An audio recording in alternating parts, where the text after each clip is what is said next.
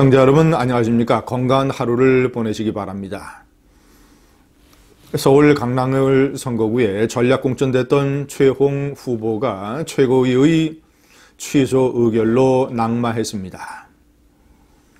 최홍의 낙마는 정치권, 공천 그리고 한국 사회에 상당한 시사점을 던져줍니다. 그가 진정으로 낙마하게 된 이유는 무엇인가? 형식적으로는 2014년 그가 맥쿼리 자산운용 회사의 대표를 맡고 있을 때 당시 일어난 사건 때문이라고 합니다.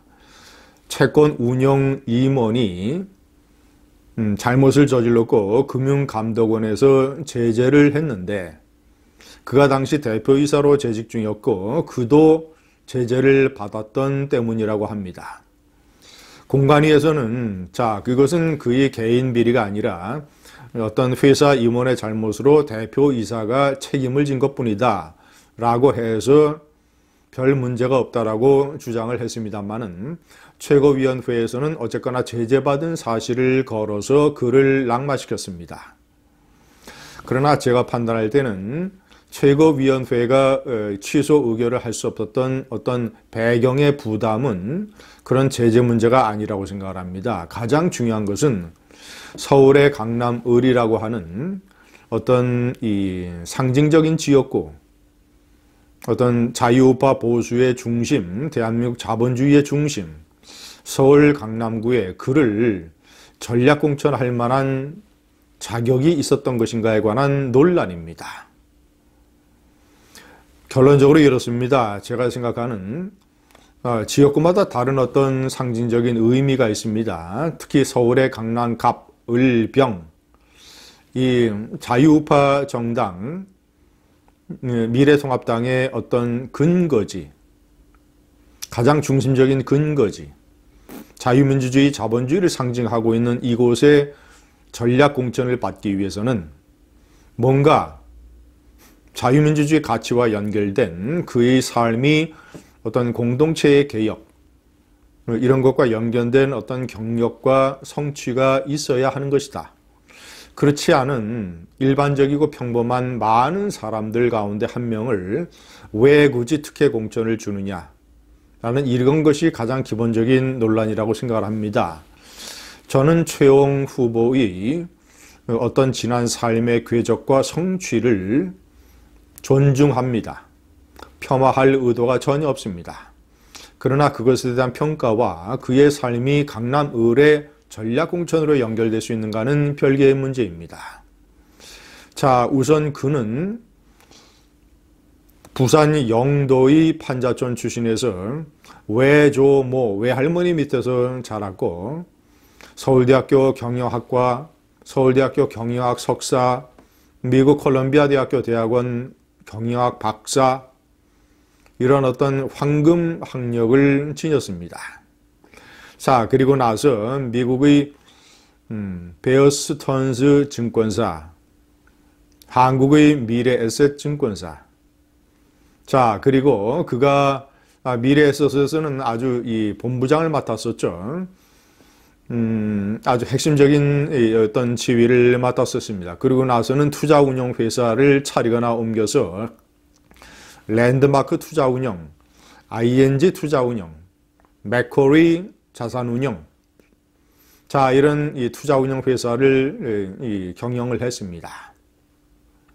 그의 삶은 대개 그는 개인적으로 많은 부를 이뤘을 것이며, 두 번째는 자기가 몸담고 있는 증권사나 투자운용회사의 이익의 극대화를 위해 노력을 했을 것이며, 그러니까 인정을 받았겠죠. 그리고 세 번째는 증권사나 투자운용에 자금을 예탁한 고객들의 어떤 자산 증식을 위해서 열심히 일하고 노력을 했을 것입니다.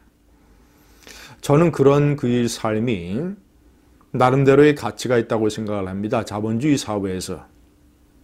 그러나 그것이 영도의 판자촌에서 태어나서 가난하고 힘든 어린 시절을 보내고 타고난 머리로 공부를 잘해서 성취를 크게 이룬 사람, 자수성가형 인물, 그런 인물은 그리 적지 않습니다.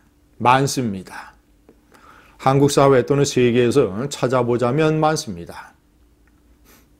제가 거듭 제기하는 문제는 그가 그런 어떤 개인적인 삶 말고 어떤 이 한국 사회라고 하는 공동체의 문제점을 직시하고 한국 사회의 가치를 위협하고 있는 세력과 맞서 싸우고 한국 사회의 가치 수호와 개혁을 위해서 어떤 노력을 했는가라는 질문입니다.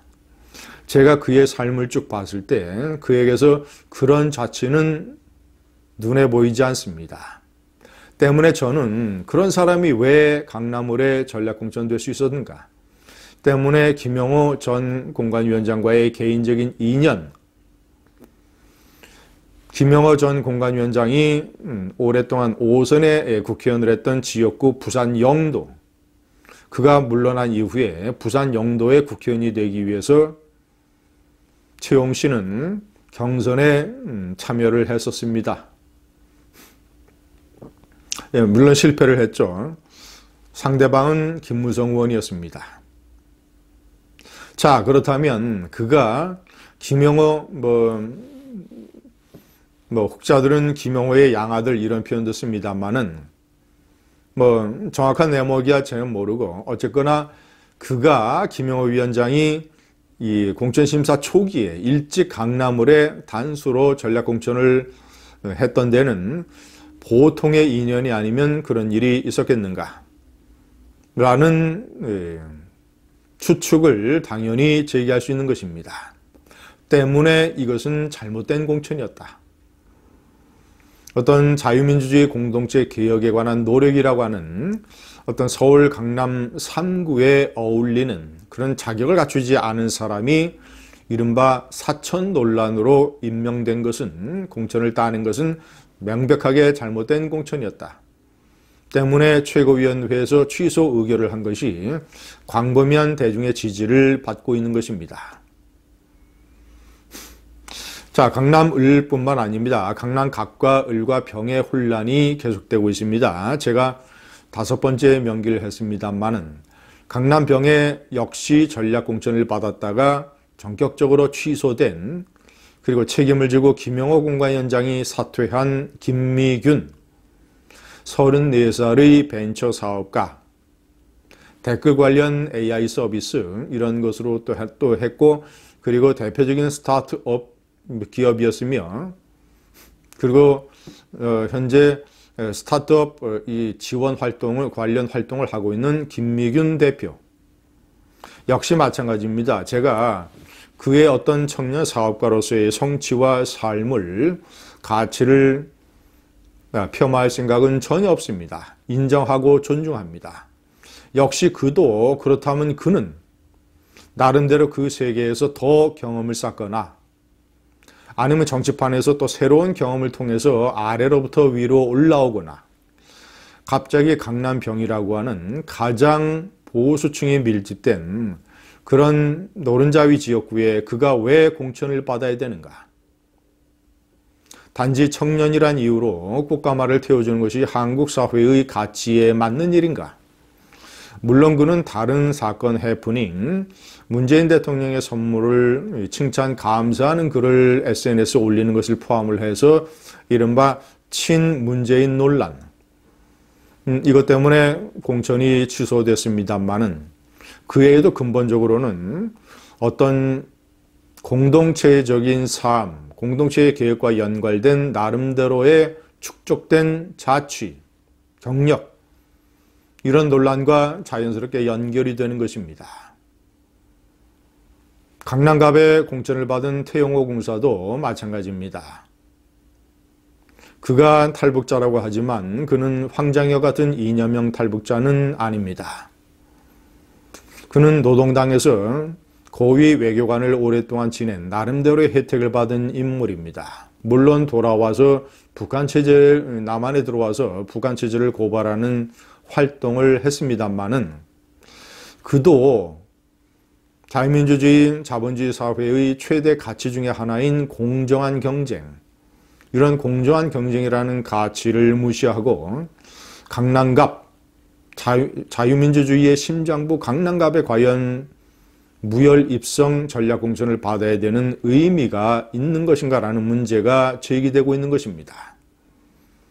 강남갑을병에서 제기되고 있는 여러 가지 혼란, 우선 한국 사회의 공천과 정치 그리고 공동체 개혁이라고 하는 어떤 개인의 공동체적인 삶, 적어도 자유민주주의, 자본주의의 심장부 강남갑을병에는 그의 삶이 공동체의 개혁과 연결된 사람이 공천을 받아야 된다는 그런 중요한 교훈을 던져주고 있습니다. 감사합니다.